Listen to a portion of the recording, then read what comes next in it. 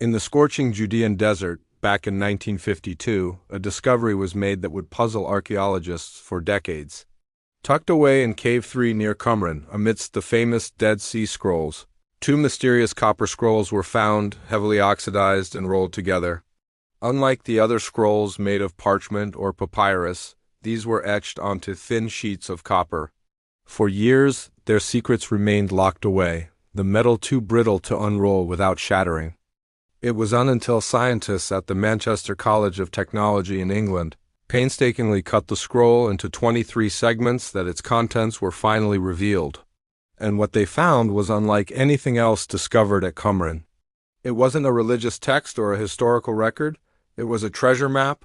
The scroll listed 64 locations, detailing vast quantities of hidden gold and silver, along with other precious items, totaling an unimaginable fortune. We're talking about tons of precious metals, an amount so staggering it would dwarf many modern national reserves. The descriptions are tantalizingly specific yet maddeningly vague. For example, one entry reads, "In the ruin that is in the valley of Achor, under the steps leading to the east, 40 cubits in, is a chest of silver and its vessels." Another says, "In the cistern which is under the wall of the eastern court, in its floor, hidden in a hole in front of the upper opening, 900 talents."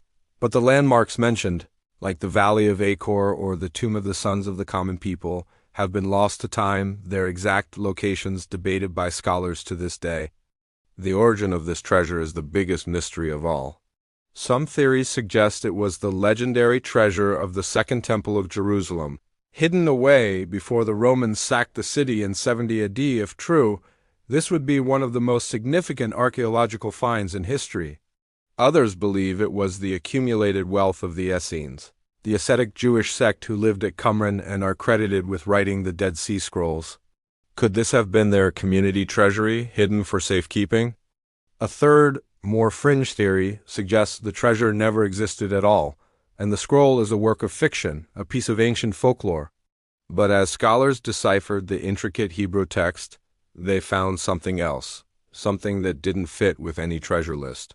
Tucked away at the very end of the scroll, after the final entry detailing hidden priestly garments, there's a strange, cryptic addendum.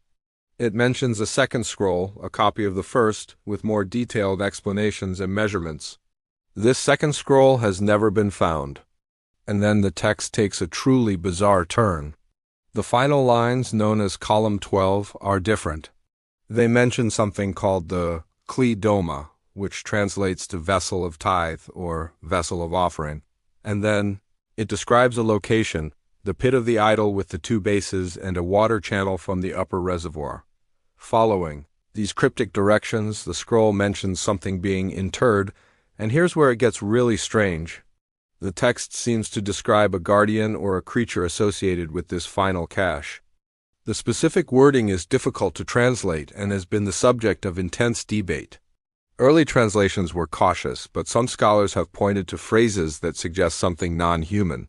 The text uses words that can be interpreted as sentinel, watcher, or even creature. It speaks of a seal and a ward, terms often used in ancient texts to describe magical or supernatural protection. So what was this creature? The scroll doesn't give us a clear description, no dragon or griffin from familiar mythologies. Instead, the text is elusive, hinting at something ancient and powerful, bound to protect this final and perhaps most important part of the treasure. The language used is reminiscent of Near Eastern traditions where sacred sites and treasures were believed to be protected by supernatural beings. These weren't just stories. To the people of the time, these guardians were a very real threat to would-be looters. Could the bronze scroll be describing a real, albeit mythological, creature?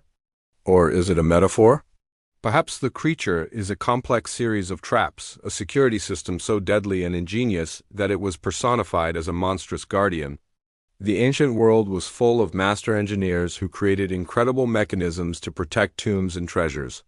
Think of the elaborate traps rumored to be in the tomb of China's first emperor, Qin Shi Huang, with its rivers of mercury. Let's explore the metaphorical angle first. The creature could be a symbolic warning. The final entry is different from the others. It doesn't just list gold and silver.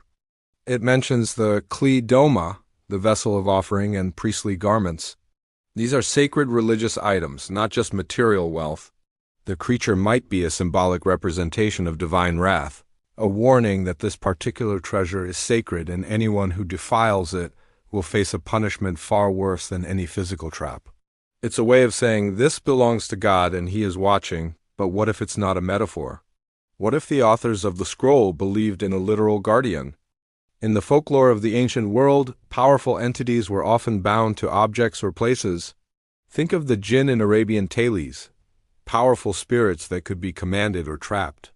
The Hebrew tradition itself has stories of powerful angels and other beings acting on God's command. Could the Essenes, or whoever wrote the scroll, have used their deep spiritual knowledge to bind some kind of entity to protect their most holy relics? This idea might sound fantastical to us, but we have to place ourselves in the mindset of people living 2,000 years ago. The world was a far more enchanted and dangerous place. The lines between the physical and spiritual realms were blurred. Rituals and incantations were not just superstition. They were considered a form of spiritual technology. If you wanted to protect something of immense value, you wouldn't just hire a guard. You'd perform a ritual to bind a supernatural protector to it. Let's look closer at the location described. The pit of the idol with the two bases? This is incredibly specific. It suggests a known place, possibly a pagan shrine that was later repurposed or seen as a place of dark power. The reference to an idol is particularly interesting as it was something strictly forbidden in Judaism.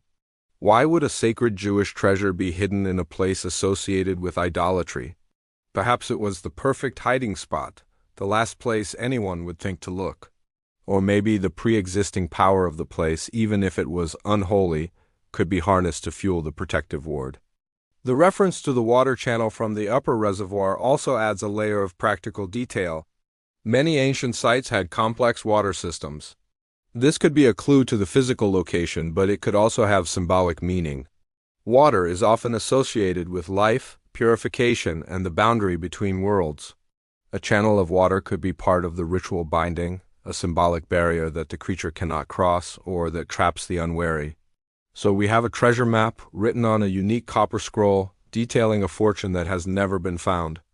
And at the very end, a cryptic reference to a final, sacred cache, protected not by locks and keys but by a mysterious forgotten creature, a supernatural sentinel bound by ancient rites.